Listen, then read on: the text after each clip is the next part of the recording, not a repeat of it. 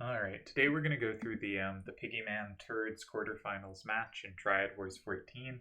I talked about this a bit in my last video against Tezuka, where in my quarterfinals against Tezuka, where I was completely inspired by how Turdz played this match, and I just wanted to go through it because I thought Turdz played really, really well and kind of showed what I wanted to do and should have wanted to do, but also showed how to handle what I did. So Piggy's on the red, Turdz is in the blue. Piggy started with the same hand design I started with, a hand put by Sir Smokes in the Avalanche chat. And I thought this was a really good hand, and I still think it's a good hand. These two opposite 7/7/6s are very, very powerful cards. They're very good at hitting the 6/3/6/3 and getting the plus wall off it. This a little less consistently, this a little more consistently. Because you can't have 8/7 or 8/8 corners, a 7/7 corner is probably going to be better and more consistent than an 8/6 corner. The 6/3 part is plus wall potential. These are just very powerful cards for the set. Once you're using those, the 6/3/6/3, as Smoke said, feels like mandatory on this set. It's just very powerful, sweeps a whole lot of things. Also, sixes in general can just be difficult to take for a hand that isn't prepared to. Six clearly can pose a challenge on its own, and there were a lot of lines to calculate where six ends up being untakeable, and that gets someone a tie or a win. 4-7-4-2 and 1-2-5-7 I think are a nice pair. Some people played the 5-1-4-7, and we will see a switch to that in later games here. But I think given that we're starting with these corners, it felt logical to go with a corner for here. And the 4-7-4-2 plays so well against the sevens. It also sets up the 6/3/6/3 to plus wall sevens on its weak sides. I think the 4-7-4-2 ended up feeling like just as mandatory a card as the 6/3/6/3, which surprised me. And I looked a bit at the Smokes hand and tried to improve it and ended up with nah, this seems like if you're going to build this way, this seems like the best version of it. And that's why I ended up running it. And if I had first turn here, I was intending to start in 3 here. I was thinking if they go a heavy 8 hand, maybe I start in 9. Just make this a little easier to recapture because the 8/8 hands are going to put out stuff that's so difficult for me to capture. I want to make it in general easier and have my 4-7-4-2 able to cover all squares. But this is how I was intending to start, and I think Turdz just shows kind of a hand nicely built to deal with it. If we look at Turd's hand, he also went 7/7 corners, but interestingly, he went for a 7/7-5-3 instead of the 7/7-6/3s. This is much better versus 8s, but obviously worse versus 7s. Here, it seems like it should be worse, but you could see how on average against a range of hands, it might be the better performer. I actually think a more interesting thing to consider is the 7/6-3-7 plays better with the 6/3-6/3. It reliably has the plus wall under it. The 6-7-7-3 less reliably has that plus wall. That means there's a reason, and Piggy does this, to start high, right? Because captures with this are always going to be at least partially covered, and here very well covered. Well, if you start here, this could plus wall it if over here touching this wall, but not as reliably. So there's good reason to start the game high up. And similarly, the 6/3/6/3, the 7/7-6/3, just throwing cards in, can plus wall it if touching the left wall, but isn't going to be as reliable a plus waller. Well, the 3-7-5-7-7 will be because it has the 3 facing up. So I don't know, maybe not important. But I think Turdz went with these 7/5-3s, which are going to be better at dealing with 8s, worse at dealing with 7s, but also very good at raw power. And I think one of the best things they have is they have a lot of 2 gaps, which is good at dealing with 8s, but is also non-redundant. Or is not going to be redundant in the opponent's hand, right? A 6-7-7-3, a 7-7-6-3, sorry, in the opponent's hand is never going to have 2 gaps. It's going to be hard for them to have the same gaps that you have. A lot of people's hands won't have many 2 gaps. And because they have a number on it that's 2 away from a 7, it's easy to create a non-shared plus threat. And I think this was a really, really good move and just a really efficient way to kind of cancel out the danger of the hand I wanted to use and the hand Piggy did use. Again, I think Turdz plays this match brilliantly. A lot of adjacent corners, I think, on this set were not very good. Like, pretend this set up the same threat, and Piggy takes the in-between square. Suddenly, it can be really difficult to have any captures that aren't comboable. You know, the 6-3-6-3 we know has a problem from below. The 7-7-6-3 also has a 6 facing down. The other cards have 7s facing down, and those are covered. If you have to overpower, it can be really hard to lock in cards. But because this is a 7 down, even though Piggy has that covered, it means if there's an L, it's easy to lock in. And I think that ended up being really useful. There's a non-shared threat in 2, and there's a real L.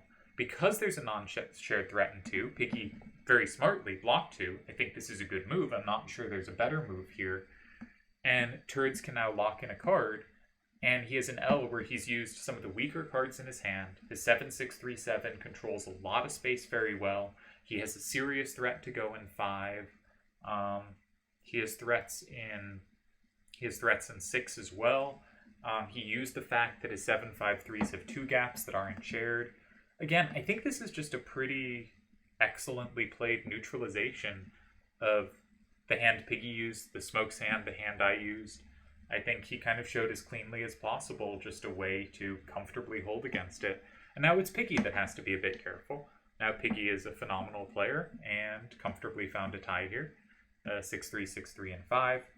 Now, Turdz has a couple ways to attack it, but Piggy has them all covered. If Turdz goes for 6, then Piggy's 7-6-3-7 is safe, and the 6-7-7-3 is guaranteed a capture on the final turn. There are other ways to tie this as well. But that would be the one I'd probably choose. Turdz instead went in 7. 7-7-6-3, grabbing safety there. Piggy went in 6. I think the only tie here. Let's make sure. Yeah. And 7-6-3-7 proves a really good sweeper. I think one danger on this set is like, this is totally irrelevant to this game, but so maybe I shouldn't go into it. I think there are some lines where this kind of the 7s playing off each other, setting the 7-6-3-7 up to be able to same 7s, and also it can already plus wall 6s with the 7-3 part, can just let it sweep some spots where you would expect it to be a tie, but it just wins out of nowhere. We get 7, 8, and we get a tie. I don't think Piggy did anything wrong here. I think Piggy played this exactly how I would want to play it, how I would plan to play it with the hand, and I think Turdz showed a build that comfortably held it to a tie without danger against what I thought was like the best hand. I thought the Smoke's hand was just optimized, and I thought this was kind of the best starter for it, and Turdz countered it without any difficulty and ended up, I think, Piggy had to be the slightly more careful player. So I thought this was a really strong first game from Turdz while being like a perfect game from Piggy. Like, again, I think Piggy did absolutely nothing wrong here. I think the hand build should be strong, and I think he played it how it should be played and made no mistakes. And yet, so this got me thinking, what if second turn is an advantage? Now, I don't think it is. All the following thinking, all the following games I've seen lean me towards first turn advantage, which makes this an even more impressively comfortable hold. So we're going to move on to game 2, and because I am great, I will pause while I set up the next game. Alright, so here is game 2 from the match, and we have some changes. Piggy is still first turn on the right, Turdz is on the left. This was the game that inspired me most. Again, I think Turdz's match play and strategy in this match was... Actually, this is the only place I'm going to be able to peck it at all, but basically impeccable. So Piggy has gone with a very similar hand. He's made one change. Turdz mentioned after the match that he's noticed he thinks Piggy is a hand tweaker. You know, makes adjustments, thinks this card didn't line up great, or I think I can improve on this card. We'll find ways to tweak it. Switches the 1-2-5-7 for a 5-1-4-7. 5-1-4-7 is obviously a better card. The 4 next to the 7 is, you know, in some ways more useful than a 5 next to a 7 because it hits opponent's 7s, and we've seen 7s are the main thing to hit. The 5-7 hits 8s. Having both of those next to the 7 makes it pretty reliable at hitting something well. And of course, 7541 is more powerful than 7521. It doesn't fit quite as well in the same corner, but does that matter? It still fits pretty well here if it wants to. Is this significantly weaker than the other? The 1-4 can pick off 7s just like the 2-5 could. There's a good case that this is kind of a strict improvement. I did like the original Smokes version. I went with that, but there was good reason to go with this. And if you recall, this is the hand Tezuka went with as well. So I think this is clearly a very functional hand. Piggy went here. And this is where the solver surprised me. Because actually Turdz is winning. Now, he did not play the winning move. I would not have played the winning move. I went, hey, Deli, what would you play here? Because I thought, if Deli mentions it, then it is humanly findable by Deli, right? If Deli doesn't mention it, then this move is in practice just like not getting played. And if you're starting to think, okay, it's something wild, it's like, 8, 3, 7, 4, and 6 or something. No, it's not. It's not like some off-the-wall move. It's just this would not be a move I would strongly consider over others, but it just works. It takes pretty long calculation to show why it works. 4, 7, 4, 2, and 4 is just winning, which is pretty remarkable. It does point out something about this move, right? If you have a relatively balanced hand, right? We have this card for over here. We have this card for over here. We have this card for up, down. We have this card for here. We have this card for here. If we put this card over here, then we have cards that are facing it, right? The 4-7-4-2 directly faces it. We've used a card with left power, and we've directed the game to the right. So we've made sure that we have more power in the direction the game is played. When we go with a weakish corner, we actually sort of counteract that, right? Because now we have a clear left weakness. Our 7 is our only card with good power to the left. We've used up our second while directing the game left. So in these kind of cases, going next to it can be really powerful. And this move, again, quite surprisingly to me, is just winning on the spot. Something like this, okay, I can see why this kind of position is a problem, right? Something like this. It's clear why it's a problem. But that every kind of move is covered really surprised me. Against this one, I think here is the win. And that seems pretty believable. No, that one's only a tie. Hard to find tie, but a tie. It's the win here. Tell me, oh computer. Well, it's in 5. Or 1. So 4, 8, 2, 8, and 1, that makes sense. What's the move in 5? This is a win? You see, so I'm not going to find this, right? This is so kind of anti-positional. But fundamentally, the 8-8s are just sweeping everywhere here, right? Anywhere you go, the 8-8 just takes it and is safe to you. And that's a very powerful effect. And this kind of thing, and this, didn't happen, but this sort of said, maybe just 8-8s are just really incredible. The best move Deli mentioned, and the move Deli mentioned, was this capture, which is also, in practice, probably winning. The solver finds a tie, but in practice, I think this is just a game-ending move. And again, the point is, now that Piggy has used 5-1-4-7, this card is safe to 9. So a lot of moves in 4, you're just taking from 5 and saying, like, you have no captures. So something like this here, and it's just really hard to play. There's nothing ever for 9. There is the capture here, but I think it's just taken back like this, and there's so much power facing to the right. There's not a way to do it.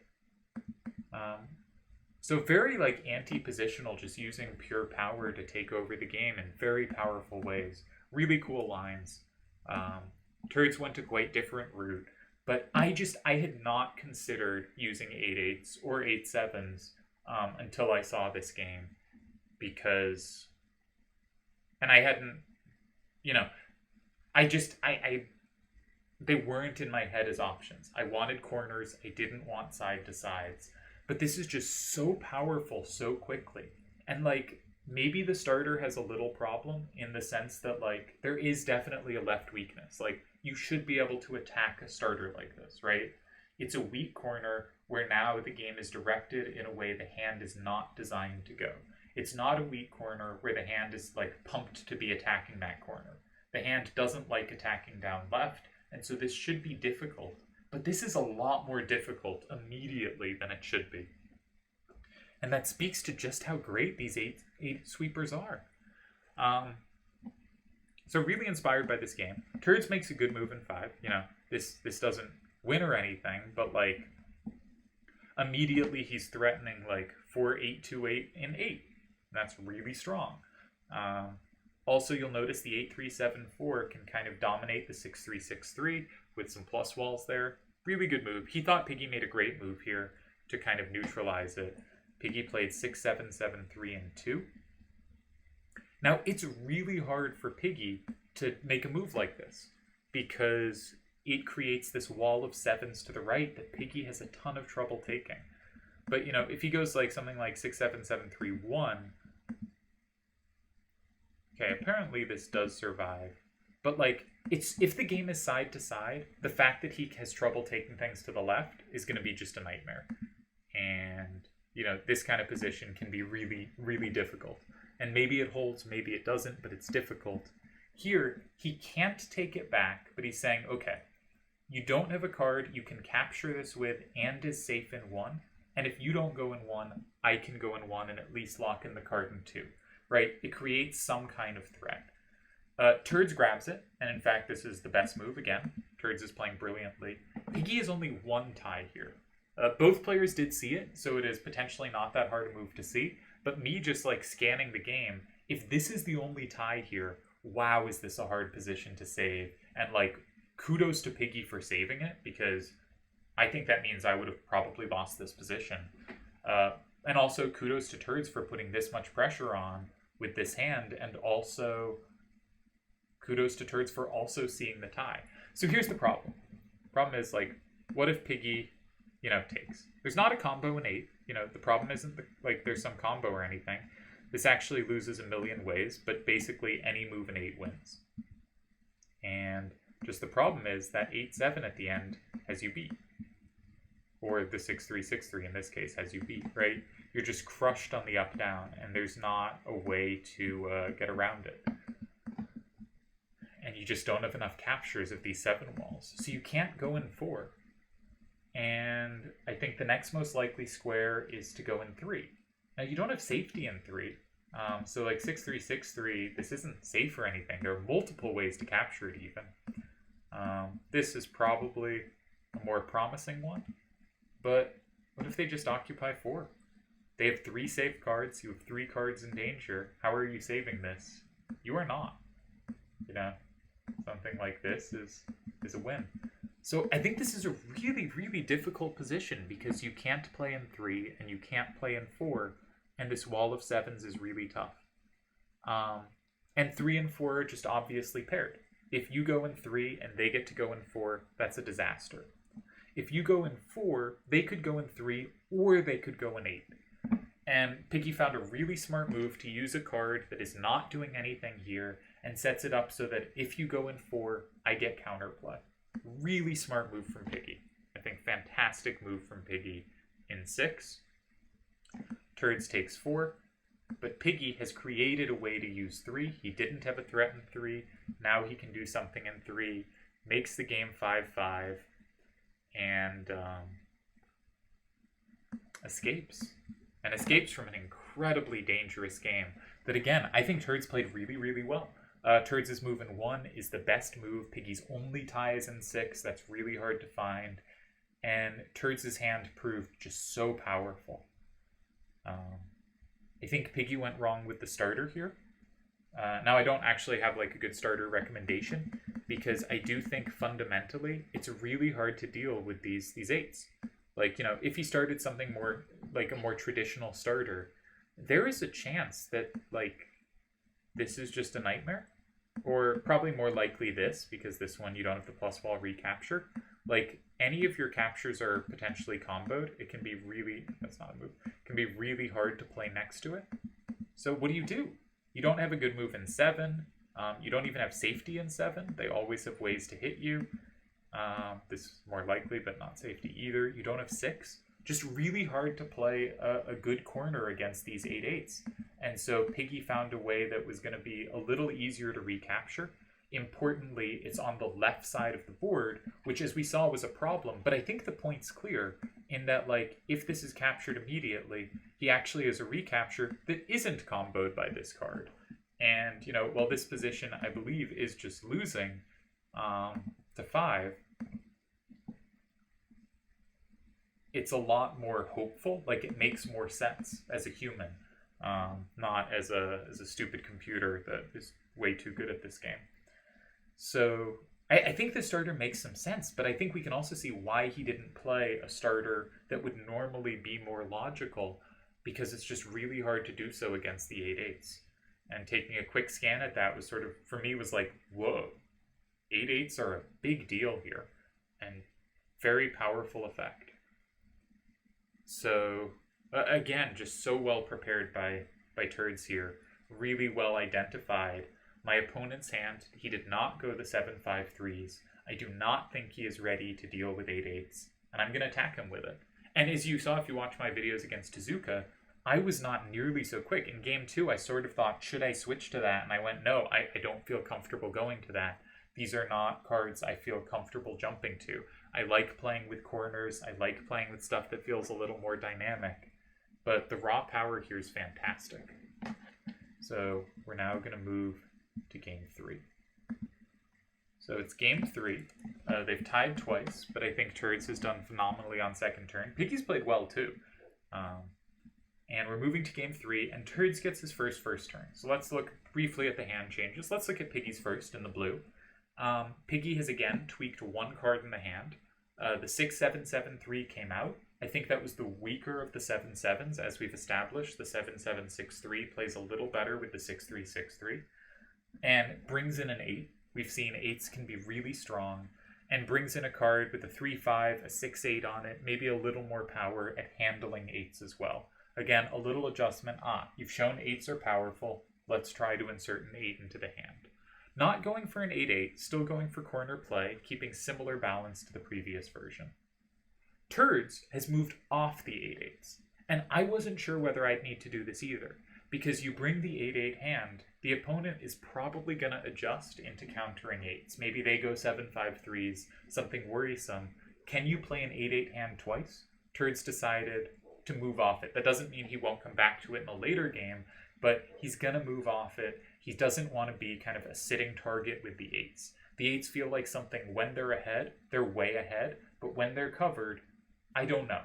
We didn't actually have tests of that. So maybe they're still the best thing. Maybe that's how you should play this rule set, but maybe they're sitting ducks, and you bring them out as a surprise weapon every few games. If it lines up right, oh man, is it good. If it doesn't line up right, you're going to have to be very careful. I don't know. Maybe that's the case, but maybe 8/8s are just the best hand on this set. Raw power is really powerful. So Turdz goes back to 3/5/7/7 and 7/7/6/3. 4/7/4/2 and 6/3/6/3. Again, just ended up feeling mandatory on this set. Basically, everyone has run them. And 7/3/2/5 fulfills a corner that the hand doesn't really have much for, and has some coverage of 8s, and we've seen Turdz handle the 7/5/3s really well in the past. So Turdz his first turn for the first time in the match, and he goes for a biggish corner. Multiple ways to recapture, a way to lock in from 6. Piggy has that way to lock in from 6 as well. And so my instinct as Piggy would be maybe leave 6 and 8 open as long as I can, because 6/3/6/3 is kind of needed for one and is no feature in the other. And indeed, Piggy very much does go for that. Piggy goes 4/7/4/2 in 1. This is an interesting move because he has no recapture from 2, but it gets rid of a card he may not need. He also doesn't... 6/3/6/3 is not the only card that can go in 6. 5/1/4/7 fits there nicely too. But if we look at this, we remember, this card is really well covered by this. There's no combo back at the end. This card is also well covered by it. So what Piggy's doing here is he's playing an opposite corner that essentially poses greater problems than the initial corner posed him. Right? Piggy has this covered in 6. He has multiple ways to capture in 8. 3/6/8/5, the safer way because it can't be comboed back. He has multiple moves for 6, multiple moves for 8. He's going to play a corner that creates difficulties for Turdz. Specifically, Turdz has no capture in 2, and any capture in 4 is comboed back, so Piggy is going to then, potentially next turn, block 4 is the threat. And Turdz does not have a way to block 6 or 8 and start blocking into his card. Piggy will have access. So I think this is very logical.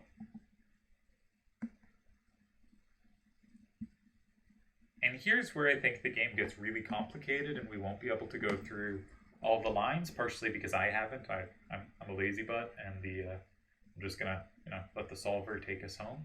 But I think the interesting thing about this move is, of course, it sets up the 6-3-6-3 to dominate. Both players have the 6-3-6-3. It also plays really well with the 4-7-4-2. That's another card that has really good capturing back potential. So Turdz potentially has 2 cards that might go in 2 or 6. So if one is used, it's not giving up the square forever. It creates a threat in 2, which Turdz didn't have. And I think most importantly, the squares Piggy usually wants to play here are 2 or 6. And 6, if it flips 3, gets comboed back. But it's hard to play in 2 or 6 in such a way that Turdz doesn't have a good move in the other. Because after, Piggy has to have a good move in 5. And I think what Turdz did really nicely here is controlled 5 effectively, or calculated the response to how 5 works. And so the solver here says there are a whole bunch of moves that tie, and none of them are the normal moves you'd look at. Notice also Piggy's threat was to go in 4. Now Piggy probably doesn't want to because Turdz has options in 2. Maybe he still can. Maybe you can say, I go 4, you go 2, I go 6, I lock in 3. Maybe that works. Not sure. Let's see. Are there ties in 4?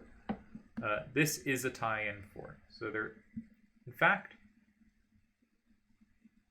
3 out of 4 cards, any card but this in 4 is a tie here. Which speaks to how Piggy's reply to the starter was a really good move. It created a plan, and even though Turdz fought to counter that plan, the square that has the most ties in it by far is 4. And other squares, it is quite hard to find a tie in. Looks like the second most likely square is 7, which is a square I almost never play in. I don't like the 4 corners setup, but Piggy is quite good at finding. So if someone was going to find a good move in 7 here, it's probably Piggy. Piggy ends up going for 6, which looks, I think, safe and logical. He plays 5, 1, 4, 7, and 6. Flipping 9 is potentially vulnerable to combo, but it doesn't seem likely there's actually going to be a combo there. Piggy can flip any card played in 2, so he tries to keep control of 2. This is, I think, a move that looks pretty logical, and you'd expect to hold a tie. Happens not to. Turdz actually only has 1 move that ties and 1 move that wins. So here, I believe, is the only tie. But here, the move he played is in fact winning. And there's a bunch of lines here. I'm going to move away from the solver and we'll try to figure it out for ourselves. Many squares Piggy can play in.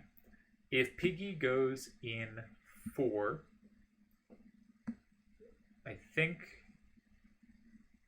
the same's not devastating, right? That's a tie. But the same and the plus wall means we want to go here, right? And that should be a win. Yeah, that's got to be a win. All right. And if you capture this way,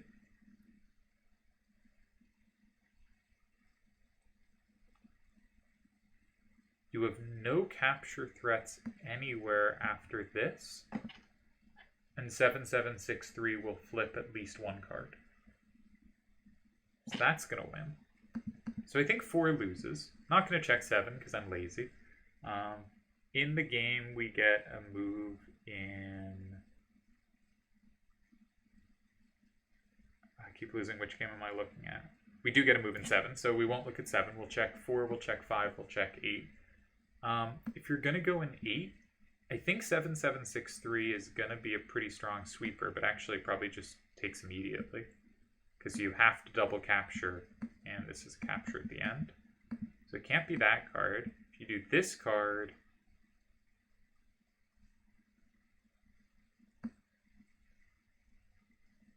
want to say here. That ties. This is a plus wall, so maybe we can do something nasty with that. Probably just immediately, actually.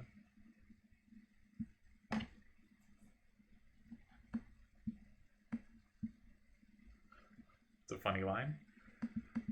Alright, I think that wins. Well, if the solver told me I am lazy. Yeah. Okay.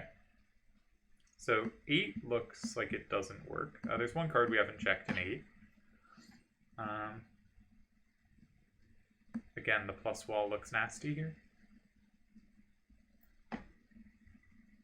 Yeah, it is. And again, even though it gets comboed back a little. Yeah. So 8 doesn't work. 5 is sort of the most likely square to work.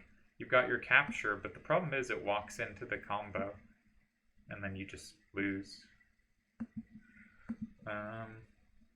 Yeah, so this is just, it's a losing position.